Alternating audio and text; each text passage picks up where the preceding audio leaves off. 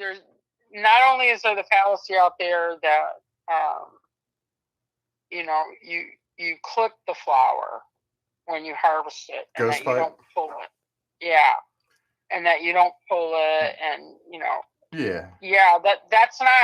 that's not ethically harvesting at all, and that's not using propagation or cultivation methods for that matter, because you want to thin out a patch. Now, here's the myth buster. A lot of people will say that they only take a third of every flower clutch that they find in ghost pipe. And again, they seem to propose that when they say that makes them better than anybody else, that they follow some sort of ethos that no one else knows about, when in fact it's none of that. The rule actually applies to 1/3 when you come across an expired group of ghost pipe. Ones that are like from the season previous, they're all black, all their tips are up, they went through a winter, they're there. Yeah, those are the ones that you haul up.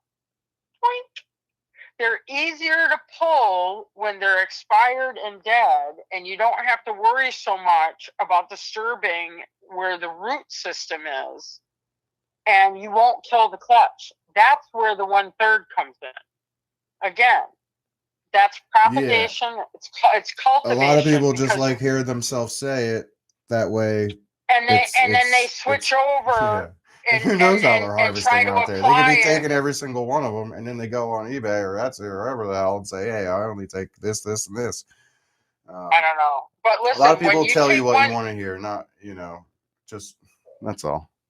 So if that's what you want to hear, they'll tell you. I think that there's a lot of people that don't understand gardening that are just mimicking what they've heard in so many forums, and that's okay, because not everybody is like me and is open sourcing and is telling the truth and the real and the practicalness of this plant. And it's not as crazy and wrapped in mysticism and ethereal, No, I think it used to be, but now it's pretty cut and dry.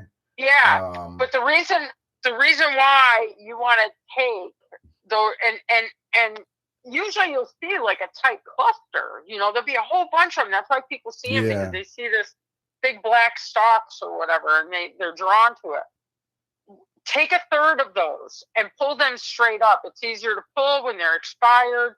I want you to get as much as the root as possible. So yes, pull them straight up. They're easier to pull up, and only 1/3. Yeah. You do that so that the next season, when those pipes come back and they're ready to grow, you've allowed that root clutch more room now. It's not going to be as tight, which means it's going to expand. You're going to have even more ghost pipe the following year. Yeah. And what else happens with that is that when that happens, the tree's roots grow farther and you get more mushrooms. All three benefit from that. Yeah. That is ethically harvesting. Okay? So for everybody that only says they only take 1/3, know this, it's not for the live plants that you do that for, because ghost pipe can flower 4 to 6 times a season as long as you've got a good, healthy clutch in your spot. And this is how you make it healthy. You take only 1/3 of the expired pipe, go in a circular fast one if you can, loosen it up a little bit, so the next season you get even more, okay? And all systems benefit, so that you create a garden oasis of ghost pipe in the years to come, because they'll keep growing like that. Yeah. So yeah, you can grow. People ask if you can grow ghost pipe. Well, you can definitely encourage the growth of ghost pipe. Okay, I wouldn't say you can grow it, but you can encourage the growth. So there you go. You definitely cannot grow ghost pipe, because people are going to be claiming that they can and all this other stuff. And oh yeah, they sell expired ghost pipe and ghost pipe seeds on Etsy. that is such a scam. It's beyond belief. Terrible. And I feel bad for everybody that, gets scammed that way, because you can't recreate every year it happens. It hasn't happened yet, layer. But yeah, it taps into the relationship between a mycelial, certain mycelium, rustula, and a certain tree root, which is pine or some hardwoods. It steals their energy exchange.